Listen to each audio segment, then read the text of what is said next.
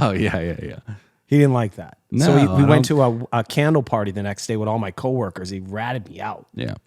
So anyway, that's how it starts. That's what Kyle's doing here. Yeah, and for the longest time, you didn't trust little people after that. And we did a lot of work on that.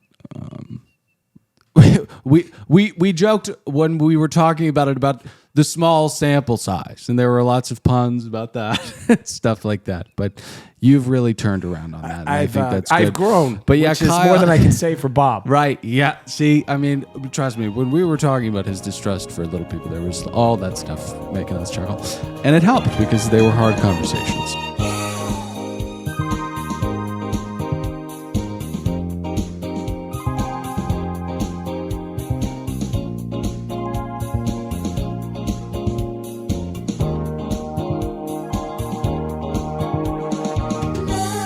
Welcome aboard another brand spanking new episode of another Below Deck podcast. Hello, I'm Dylan. Hello, that's Pat. Hey, great permission to come aboard.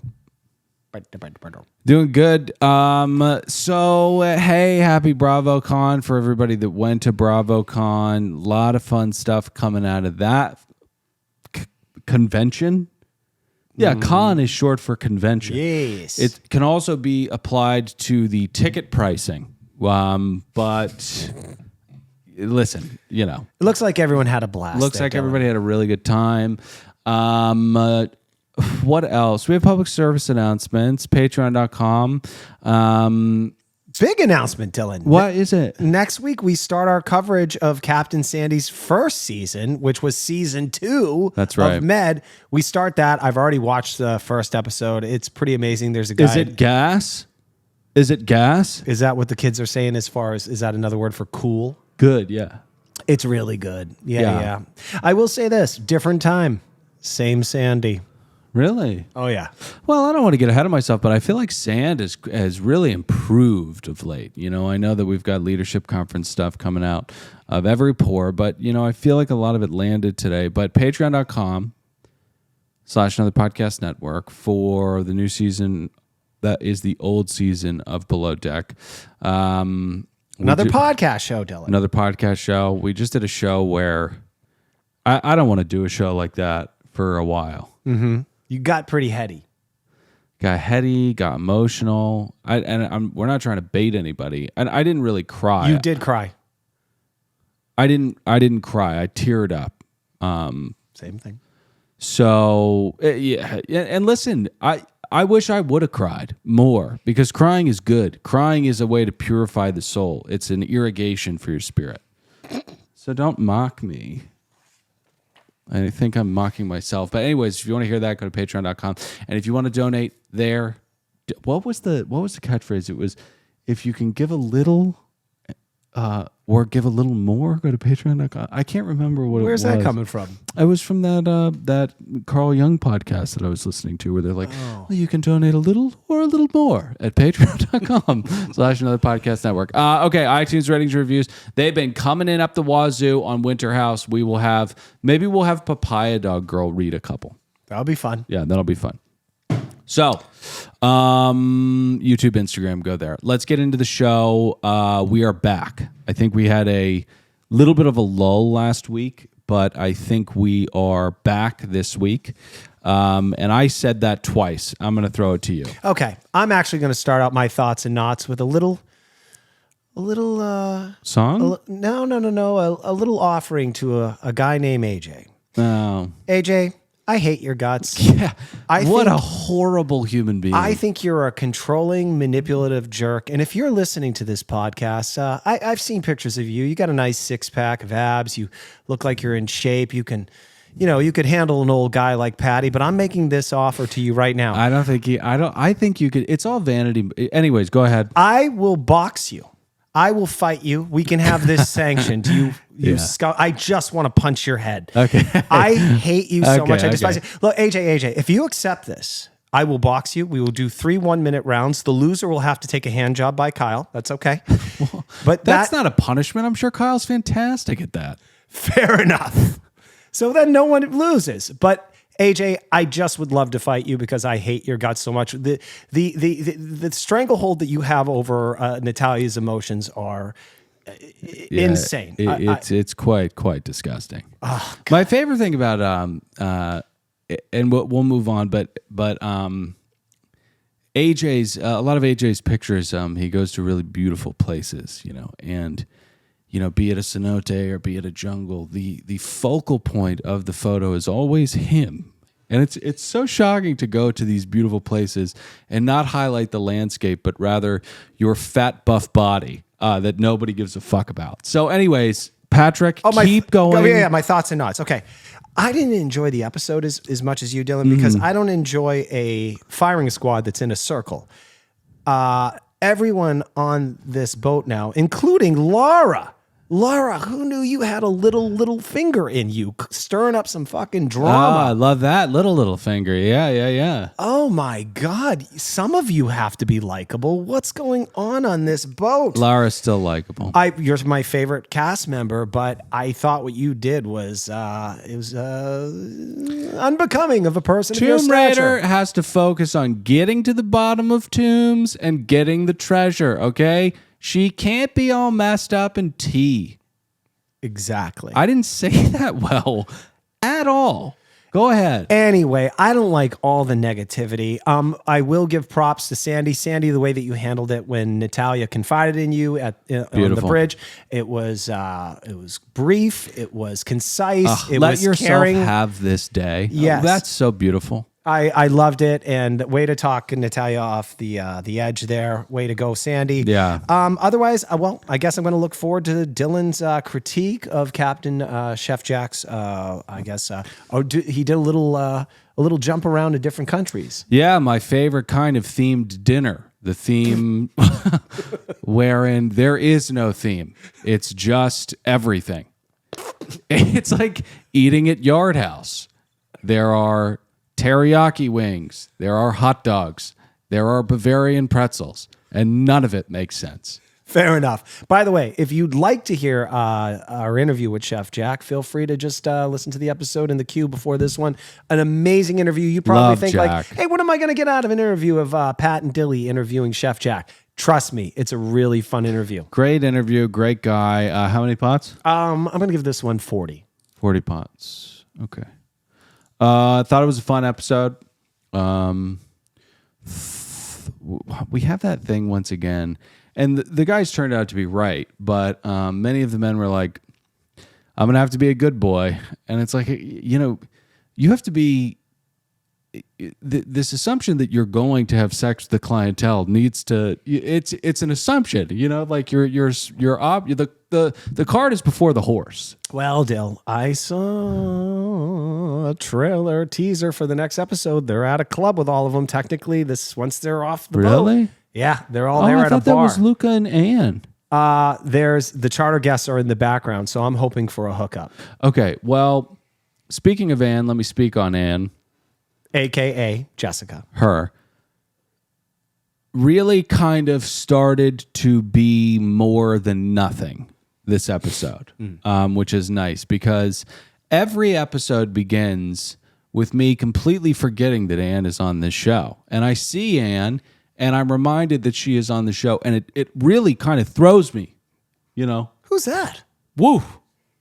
And we don't need to have that every week, So that was good. And also other things that happened were good. I'll give it however many, 14 pods. Do you want to kick things off? Yes, Because I have to open Look my at your notes notes. up. Okay. In classic Below Deck fashion, Dylan, we were teased last week. We might just get to hear from our international sex addict himself, AJ. Yeah. Perhaps give him a little taste of his own. Oh, what are you doing right now? Oh, I'm laying next to a really hot guy, even hotter than you, and I might even have sex with him in a couple seconds. Yeah. But instead, the phone is unanswered. Bad on you, bravo. And Luca and his little sea slug, they retreat back to his cabin. We were robbed! You okay? Yes. Yeah, no, Luca and Natalia were in the top bunk, KISSING. That's the thing, right? Yeah. Why am I bad brained right now? But yeah, Luca senses that there's, I guess it's stranger danger, more like a kind of ambient horror, like there's a note that is played and being held right now, And he's like, this is scaring me. What's happening with her and this guy? It is the stuff of Eli Roth kind of nightmares, and I'm going to get the fuck out of here. Yes. And I think Luca's starting to realize that he does not want anything to do with this whole situation. Well, he tells us that the next day. But yeah, it is crazy that AJ has this kind of a hold over Miss Natalia. And Natalia's not in a good spot on this season. Clearly not. We jump to the next morning. The Fog of the Night's events are still wreaking havoc on the Sea Rats. Yeah, Tomb Raider's shooting fucking mayonnaise in her face. Yeah, she is. I mean, what a crappy way to start off your day. I agree. But, Natalia's starting to get some clarity. She's starting to think that being in a relationship with a guy that hurls nut butter at anything and any takers is not all it's cracked up to be. Gee, who would have thought that wasn't going to be? No, and it's not that thick either. It's very, very thin. There's no structure to it at all because it's infertile. Is that too much? I don't want to joke about people's fertility. No. I think we'll let the listeners decide. Barnacles, get in the comments. Let us know if Dylan went too far. Yeah, leave a review. Say, when you were talking about AJ's cum being like potato water, that was too much. There you go. Yeah, what happens next? Preference sheet. Okay. Got it. Preference sheet meeting. Yeah. Oh, no. We're going to have to yell it again. Shame on you. We got a joke to hit here. We got a what? We got a joke to do here. Oh, we do? Okay. Please. Natalia is just spiraling downwards like that plane in The Edge when it ran into that flock of geese. And over the radio, Kyle still got his finger on the radio. I wonder if that was purposeful or not. Anyways, so Toomey overhears Natalia saying that she is going to, I think, blow the boat in half and go down with it sinking. Which she wants to leave the boat. Let's just call it what it is. That's terrorism. And I don't know why Toomey was as cool with that as she was. I know that she's trying to be like a cool boss now that they've had this kind of reset. But that's a big thing. That's a big deal. And Kyle says, well, I tried to convince her not to kill everybody on the boat. And then Toomey says, well, why didn't you just let her kill everybody, including herself? I think that's how that went down. But anyway, it's taken that basically Toomey is kind of, what do you call it? Like where you kind of throw away the thought. Laissez-faire? Laissez-faire. Thank you for saving me on that. Let's get to the preference sheet meeting. Okay, we got Amanda Britt. She's a party planning person. They make a lot of dough. I don't know if you bunch of fucking hotties coming on. Slow down. On Saturday night, they want a casino atmosphere. Don't worry. These Sea Rats will put together a green tablecloth and a deck of cards. They got it. The felt will be unlike anything you've ever felt before. It'll be that rough and scratchy. You'll have a rash the next day. Exactly. Yeah. All the girls will be from Florida. And Sandy cautions the male staff members, including Laura, Tomb Raider. Well, she's not. Well, she's included in this. Yeah. Don't cross the line. Okay. Yeah. And then, I think it's a little bit of a projection there, Sandy. No, I'm kidding. Sandy's in a loving relationship. Mm-hmm.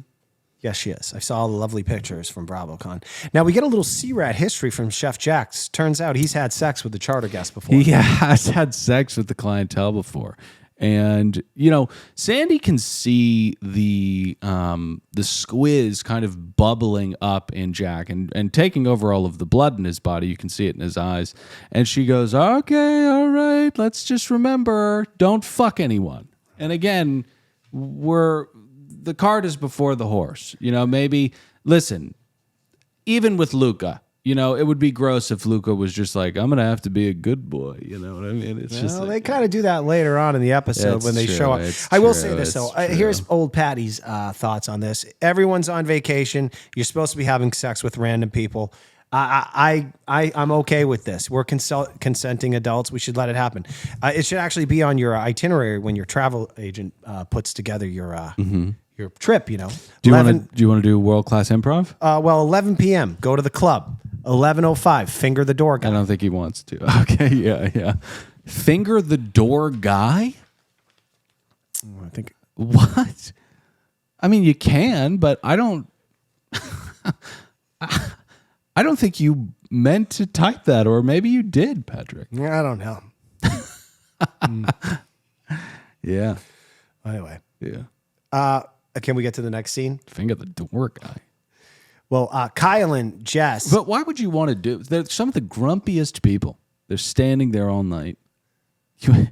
You and there. That is the worst kind of like. There's no mutual benefit really. You get into the club. I'm sorry. We shouldn't be talking about it. We should be talking about the show. Right. Okay. And that's on me. Well, anyway, Kyle and Jess / Ann, they chat, and she will be in the laundry dungeon moving on. And Kyle shares his opinion. She should be on service. Yeah. Now, because we know Kyle, he's clearly attempting to plant some seeds Yeah, of yeah. resentment in Ann. Yeah. This happens in all workplaces. As I pointed out a couple episodes ago, I famously worked at North American Insurance. And that's when Bob, the gay little person, got me written up with my supervisor because he kept telling my coworkers I didn't do any actual work. Yeah, and that's because he propositioned you, and you said you laughed at him, and you didn't need to do that. You could have just said, "I'm not comfortable blowing you or letting you blow me." But because you laughed at him as though that was something that was not on any horizon, near or far, which I'm sure hurt him very badly. Well, I told him he could have sex with my dead body. Oh yeah. He didn't like that. No, so we went to a candle party the next day with all my coworkers. He ratted me out. Yeah. So anyway, that's how it starts. That's what Kyle's doing here. Yeah, and for the longest time, you didn't trust little people after that, and we did a lot of work on that. We joked when we were talking about it about the small sample size, and there were lots of puns about that, stuff like that. But you've really turned around on that. And I think that's good. I've grown, but yeah, which is more than I can say for Bob. Right? Yeah. See, I mean, trust me. When we were talking about his distrust for little people, there was all that stuff making us chuckle, and it helped because they were hard conversations, and you need to laugh at pain. Kyle, of course, goes down and is talking to Ann, and he's like, and we got to get that South African accent down.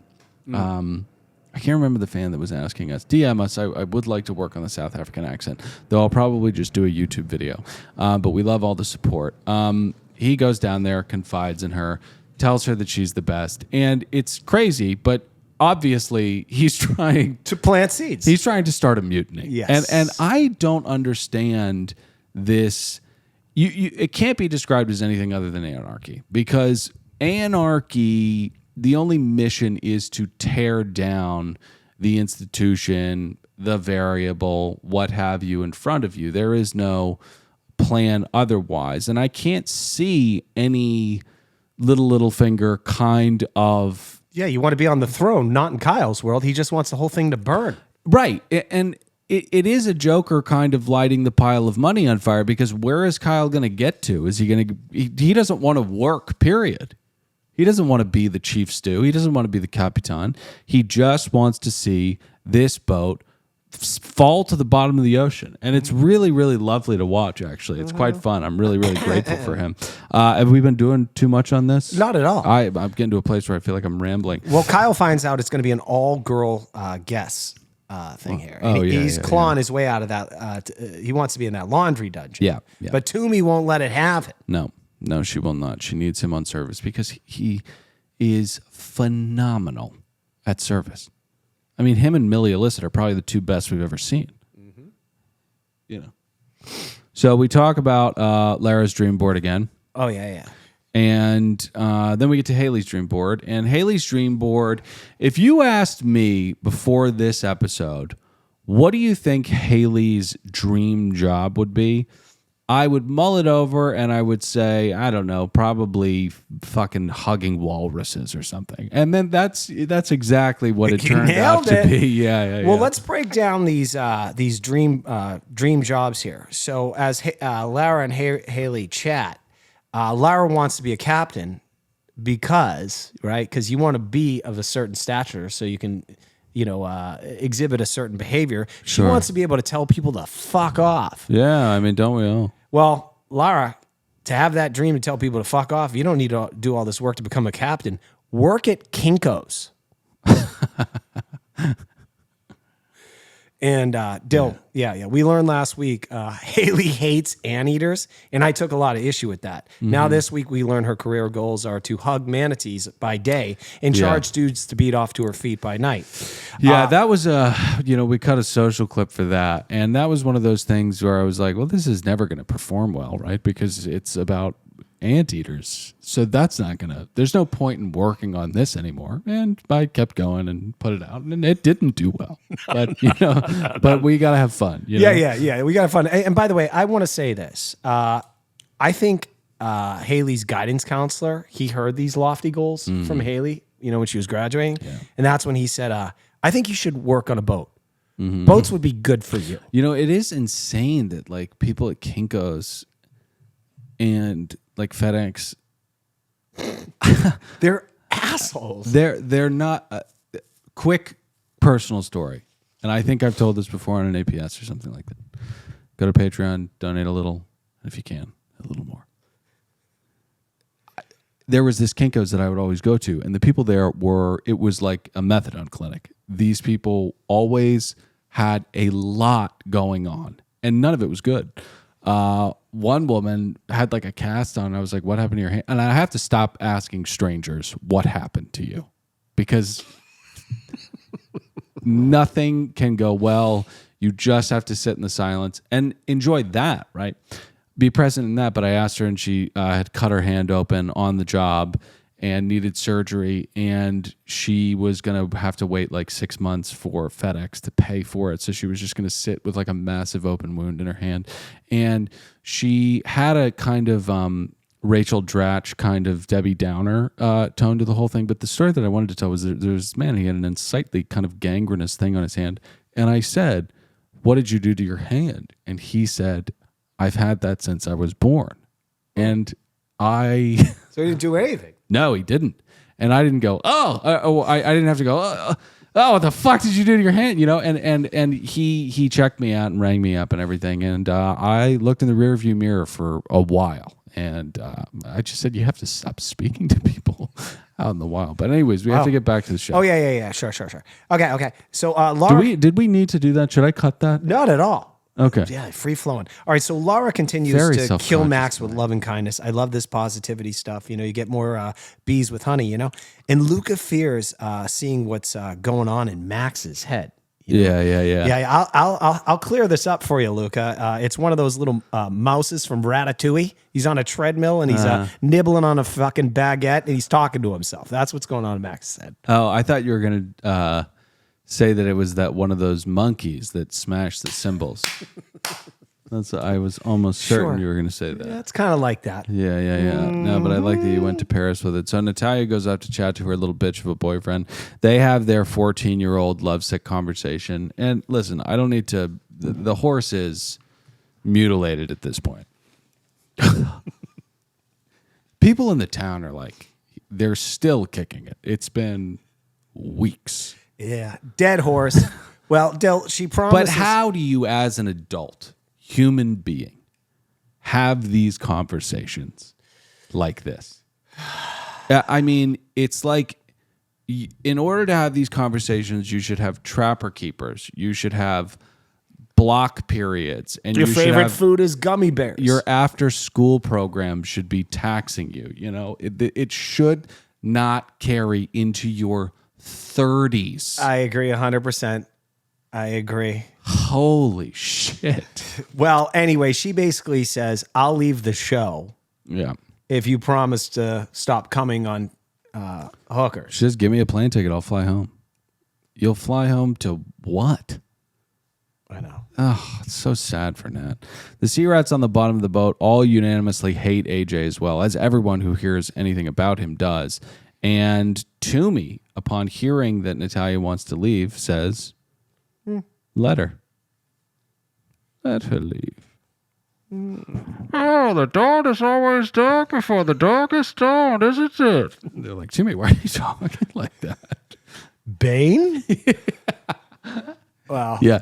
Toomey, are you doing Bane? Well, I will acknowledge, though, when Kyle jokes at lunch that he wants Anne to take over service, this sounds the alarm bells once again for Toomey. This is the second time she's noted, like, I think Kyle's a shady motherfucker. Yeah. Yet these people keep feeding each other information. They'll come off a fight from one room in the boat. Then they'll walk into the next boat and be like, can you believe that she just talked this way? By the way, you want to hear a secret about her talking behind someone's back? And it was talking about you.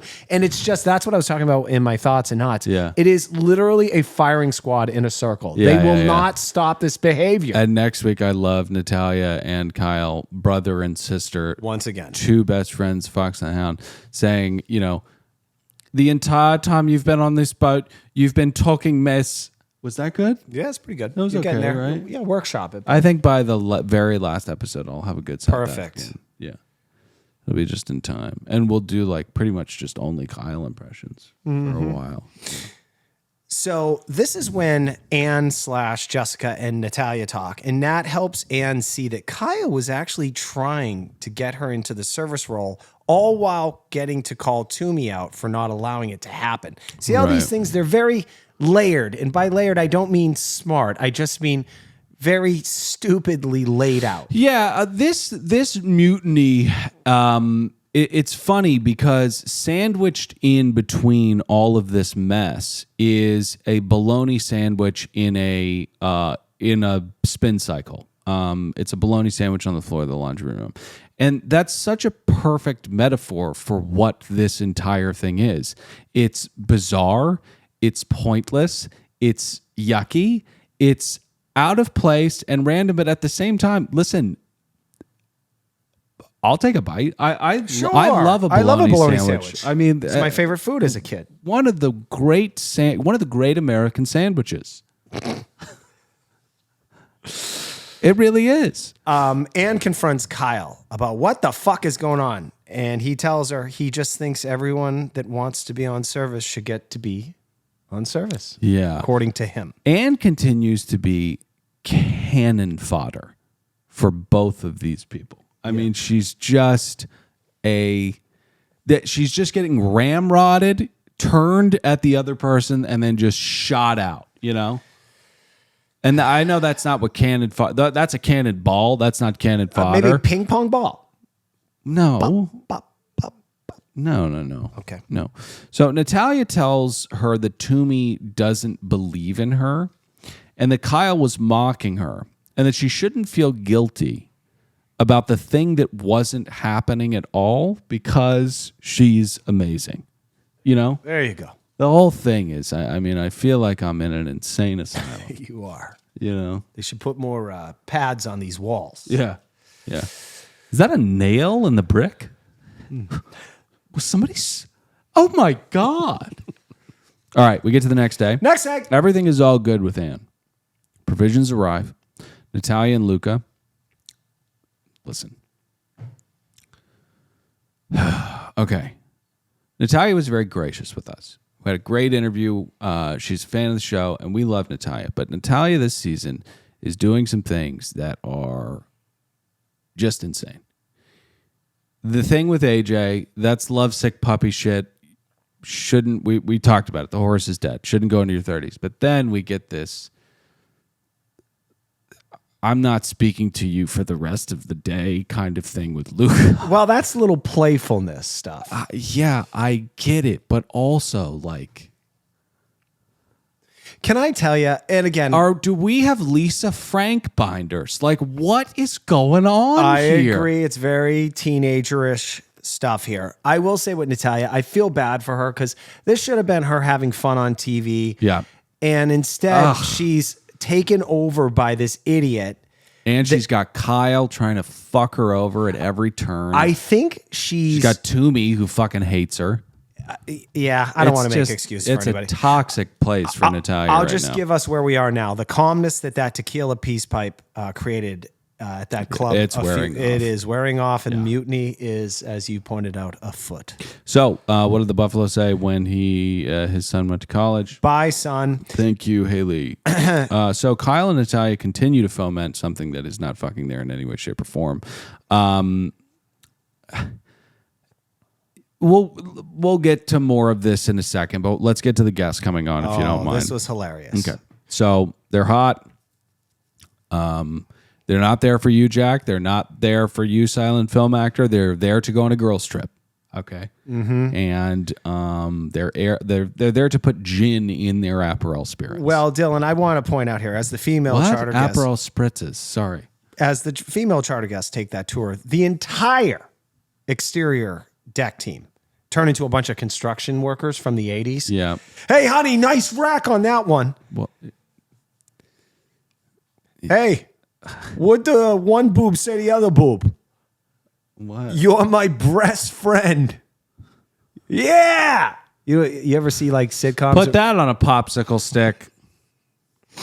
Anyway, they turn into creepos. Even Laura, Tomb Raider engages in this ill-becoming behavior. What does Tomb Raider say? She said, I hope she goes down on carpet or something like that. She was hoping one of them was a lesbian, and then she pointed out, I like the one in the yellow dress. Look, Yeah. we are all pigs on the inside sometimes, or What? carnal whatevers. Hey, can we move on? All right, so Natalia texts her boyfriend to let him know it's over with Luca.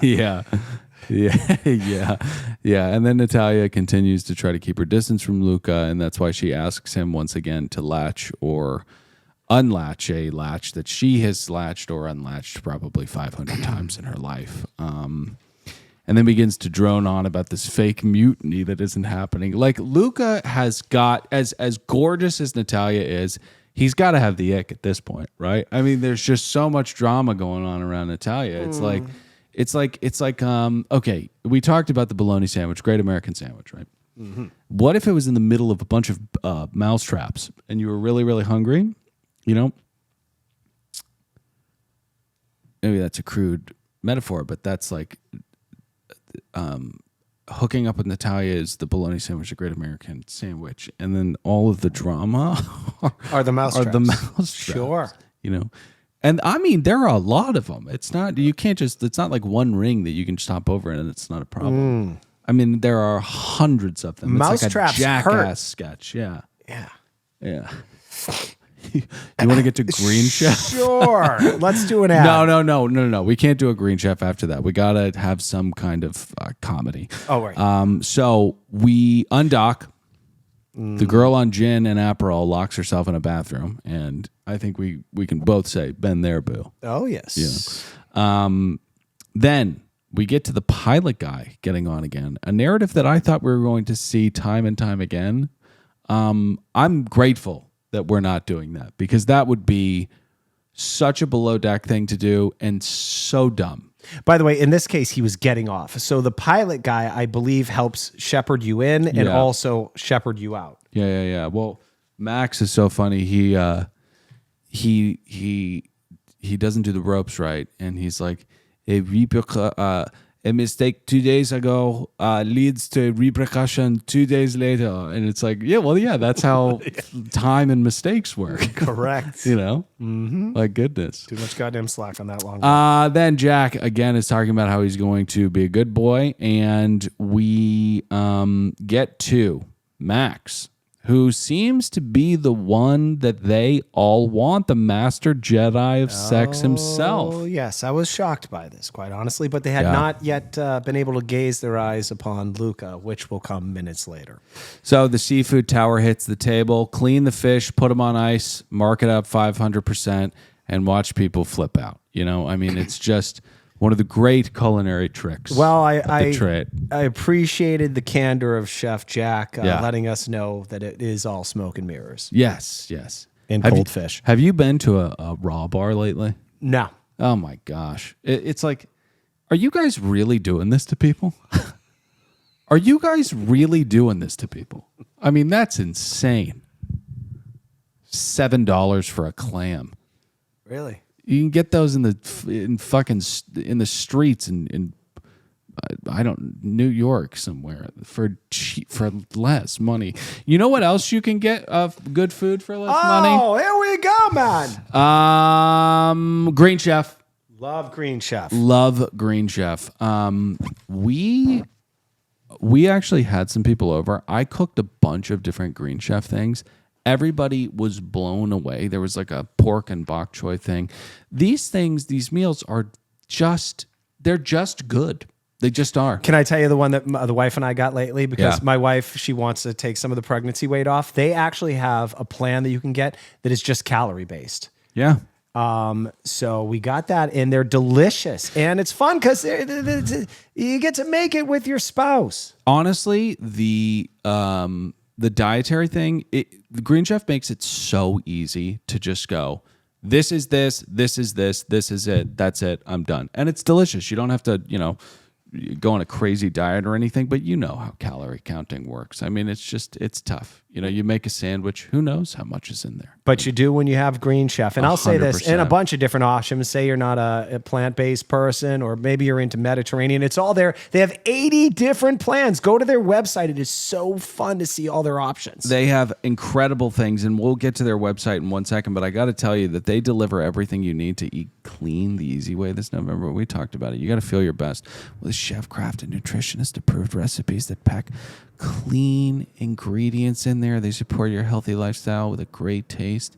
And also, this November, they've got seasonal recipes featuring certified organic fruits and vegetables, organic cage-free eggs, and sustainably sourced seafood.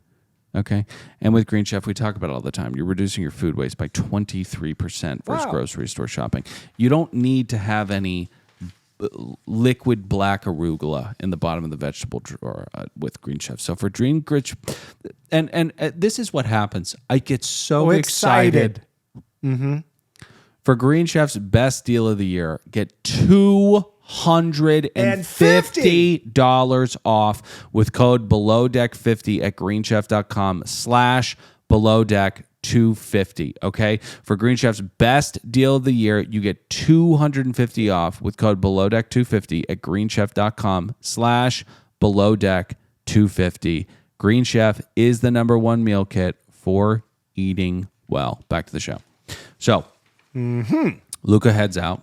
Any more to say on this lunch? It's just a bunch of cold fish on ice, right? Or dead sea life on ice? No, I mean, listen, it's delicious food, but it's just, By the way, I didn't say this in the preference sheet meeting. We will not be eating meat on this particular charter. Everything will just be fish. Yes. Mm-hmm. Yes. Okay. So we get a little bit of Sea Rat history. We find out why Anne is her. Yes. She had a stepdad who was emotionally abusive to her, and this is why you just have to be good to your children. They're very fragile creatures, and if you berate them and shout them down and tell them they can't speak, then they're going to be passive people. In the midst of fantasy mutiny, the two sea rats are trying to weave around them. You need to have your druthers when you're around these people. And if you just get told that you need to shut your mouth as a kid, then you're going to shut your mouth. Dill, I have some thoughts on this. Just a solid one on the sea rat sad scale. Oh, how could we forget? I'm going to pull this up right now. While you're pulling it up. Okay, someone has to shoot someone if you're going to land a higher score on the sea rat sad scale. I get it. Everyone had a dickhead stepdad telling us to shut up and go to our room. I'm sorry, Anne. I'm sorry. This is a 1. It's a 1. Yeah. Mm-hmm. Oh, one of our barnacles, one of our beloved listeners actually made up an entire chart for the sea rat sad scale. This is probably one of this is probably the best work we've had. Oh, someone spent a lot of time on this. Yeah, and for some reason, it is not coming up. I don't understand what in God's name is. Zuckerberg needs to figure it out. Quite honestly, he just needs to figure it out. I don't get it. You know what I mean? Okay, thank you, Patrick. Yes. Okay, this is from Sean. He created a sea rat scale, trademarked it. Sea rat sad scale. Sea rat sad scale, that's right. And, this is what we've got. And you're saying that your stepdad being a dick to you, you're not going to get... The x-axis goes from give me a fucking break to, oh my God, how are you even alive? And I think those are the right ends of the spectrum. So you are saying that this lands closer to give me a fucking break than how are you alive? Correct. Right. Because as Sean laid out, probably the most how are you still alive was having to perform at 8 years old in a fucking ballet immediately after your mom informs you that your dad was brutally murdered. That's a Solid. That's a crazy story. So love you, Sean. Thank you so much for making that. I mean, it's really incredible. Great work. Doing God's work. Join us on Facebook at Another Below Deck podcast. So Sandy heads down to say hi to the gals. Then we head to Toomey and Anne. The air is cleared. Anne asks her if Toomey was laughing at her when Kyle recommended that she be on service. And she, of course, wasn't. She reveals that she was laughing at Kyle trying to get out of work for the 15th time. Yes, and I thought that was a pretty legit a good way to throw it away. Like, sorry, I'm an idiot right now.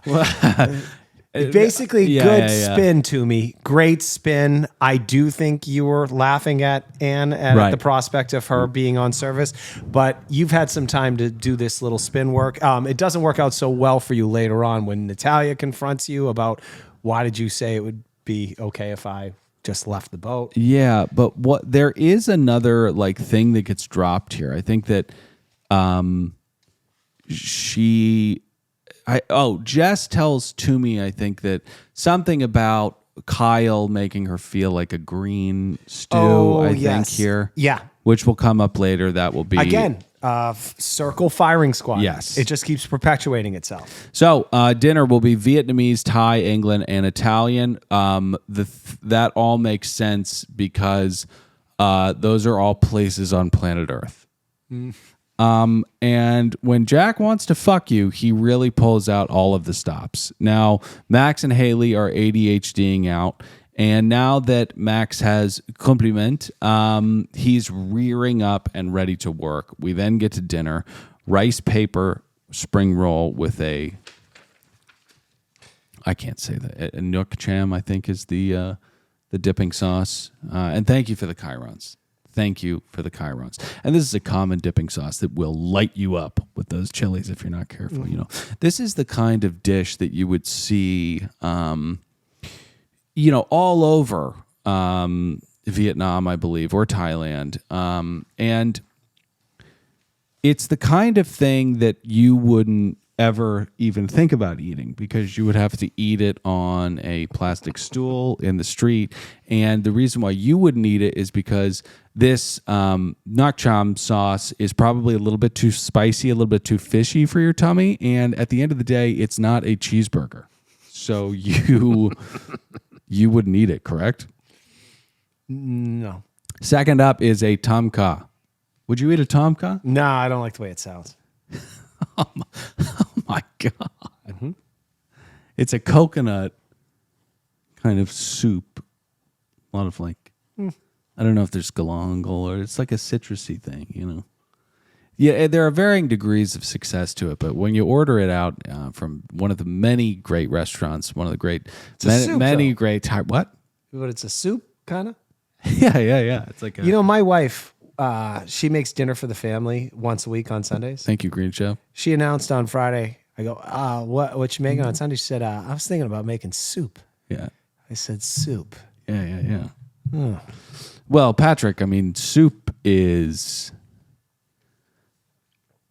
a powerful canvas. I mean, the fact that you're just completely writing soup. It hurt my feelings. Is insane. I was like, you don't care about me. Oh, Patrick, you and the wife come over for dinner. We'll have Cease. Cease will whip up Alison Roman's kale and pork soup. It's a Tuscan kale. It's a light broth. It's lemon. It's dry chili. It's ground pork, and it is spectacular. But Tom Kha, when you order it from one of the many great Thai restaurants in the city, some of them just, the line cooks, they're smoking cigarettes and they don't give a fuck, okay? There's just massive fucking pieces of ginger left in there. It's like, I can't eat that. What do you want me to do? Eat a silver dollar of ginger? That's gross. I can't eat that. So, I think Anne is starting to I can tell you. Yeah. It's decided in order to keep peace, Anne will not reveal to Natalia that Toomey said that she wouldn't care if she left the boat. Yeah, that'll be revealed later via Tomb Raider. Just focus on the treasure. Focus on the treasure. The women speak on Diplo. One of them says it's the best show they've ever seen. Don't forget that Major Lazer guy. Is that who they brought up? Is that the name of the artist? Well, I think Diplo, Diplo, and Diplo's, I'm a big fan of Diplo. I want to fuck Diplo. Oh, He's so geez. handsome. Whoa. I mean, my God.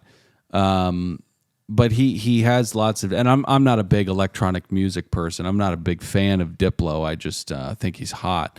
But he joins up with different people. Like, I don't know, he's with somebody, Major Lazer, it's Diplo and somebody else.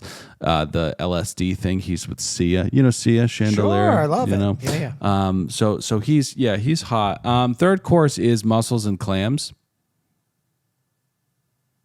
in a cream sauce. What country is that? I think that was Italy. Okay. And for the fourth course, we have Eton mess, and that's something that I'd never heard of. It's turns out it's a fancy name for strawberries and cream. And listen, if you're at I don't know, St. John or this can be done well, but I've said it before and I'll say it again. I want nothing to do with schlogans of cream and fruit. I think it's a lazy dessert. It's an unappetizing It's what dessert. old people eat. It's what old people eat. I don't want it for dessert. I don't want dessert, period. But if it's that, I definitely don't want dessert. Mm-hmm. What's next? Something in fucking aspic? Get it out of here, okay? It's gross. We were all hiding under our desks, getting ready for the bomb when this shit was in vogue. You know what I mean? Mm-hmm. Fucking pisses me off. Delicious dinner, though. Nonsensical. You do crazy things when you're running, and that's exactly what Jack did tonight. It's 60 pots. Oh. Yeah. Doesn't seem that bad. So Natalia gives her boyfriend a ring. Fun times with these two. Boy. AJ banged somebody the night before. It's amazing the deluded confidence you have.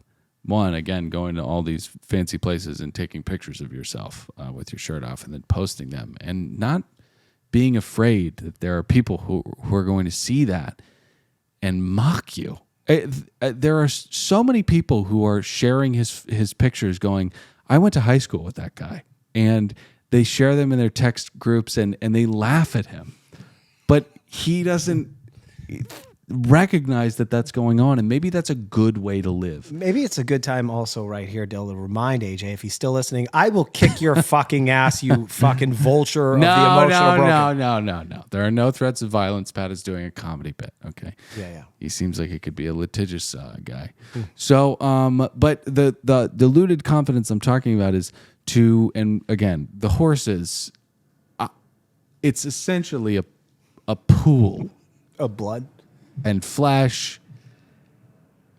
The confidence to tell Natalia that she cannot fraternize with the crew and then in plain speak just say you fucked somebody, fearing no consequence, caring nothing about what that's going to do to the person on the other line.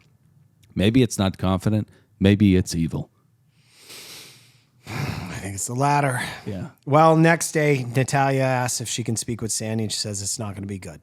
Yeah. And as I pointed out at the top of the show, Sandy, well done. You comfort her. You keep it short. You keep it positive. You keep her on the boat. Yeah. And it's a great message. If you are in this state, don't run from it. Because Tomorrow could be better. But yeah, you just embrace the fact that it is that kind of a day. Because if you try to close it, it'll seep out of the lock. Even if you do get it shut, you want to purge this stuff. I don't want to make excuses for Natalia, but I'm going to right now. The fight with Toomey, because Natalia's going to confront her in the next scene. Yeah. I have to say, I think this might have a lot more to do with her emotional state of just being up all night, being just fucked with by this idiot. Yeah. you get in a fight with your wife before you leave the house that day, and she's not even fucking four guys. You just got in a fight over, I don't know, something stupid. Then you leave the house. Next thing you know, you're in a road rage incident with somebody. You wouldn't have gotten in that road rage incident had you not fought with your spouse. No. I'm making excuses right now. No, that's okay, though. Lara? Tomb Raider gets messy. She tells Natalia that Toomey said that she wanted Natalia to go home. And Natalia, of course, loses it and says that she's done with Toomey. This is when Sandy falls. She broke her fucking wrist. I don't think so. I don't think so. Let's see. But it's good to wrap those things up. Mm-hmm. Well, Toomey explains it away to Natalia that she doesn't need any more chums. She immediately gets back on the defensive. By the way, sound familiar? I don't need to be your friend. Natalia tells her you're not a good leader. That's also not a cool thing to say. I want to say this about Toomey as a supervisor because she's technically in charge of this team. I like you, Toomey, but shit rolls downhill. All this like infighting and this backstabbing shit, like as a leader, you can't, not only can you not be engaging in it, you're not supposed to be kind of perpetuating. This is Toomey's first time, and what Toomey needs to realize is that you need to sedate your underlings. You need to lie to them. You need to keep their spirits up, especially if they're sea rats. So Toomey handles this with a certain amount of manipulative grace. She says, Natalia, I said that because I don't want anybody who doesn't want to be here to be here. You know, I want you to be comfortable. I want you to be happy. Now, but you knew she was lying by the stance that she took with, I don't need to be your friend. Well, I loved that Toomey threw that very same line back in Natalia's face because that is what Natalia called for. We don't need to be friends. We're not friends. And then, you know, nothing. This is trench warfare with these two. It's just bayonets and throats, and it's haunting memories that will remain forever. Many will call it shell shock, and that will graduate into much more severe terminology. Now, I feel we're trying to wrap this up, Dill, but we cannot end the episode without pointing out that Kyle then, as this boat literally is on fire, takes this time to confront Anne. Yeah. While the guests look on about her. Anne did not know what hit her. Anne has not had to deal with a vicious what is the word to describe Kyle? I mean, he's a vicious service queen.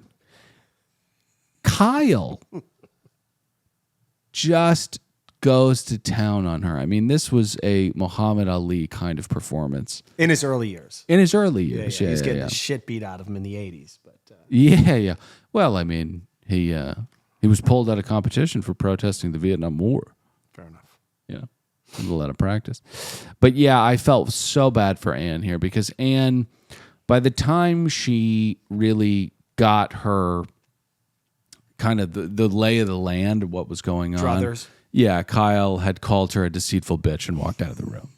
You know, and that's tough to come back from. But we'll see what happens next week. Luckily for Anne, there are bigger fish in Kyle's sea. His sister, his best friend, Natalia. Get in the comments. Get in the iTunes ratings and reviews. Join us on Patreon. Join us on Instagram, YouTube, TikTok, all that stuff. We love you guys very much. I'm Dylan saying goodbye. Have a great week. Pat, say goodbye. Later, dudes.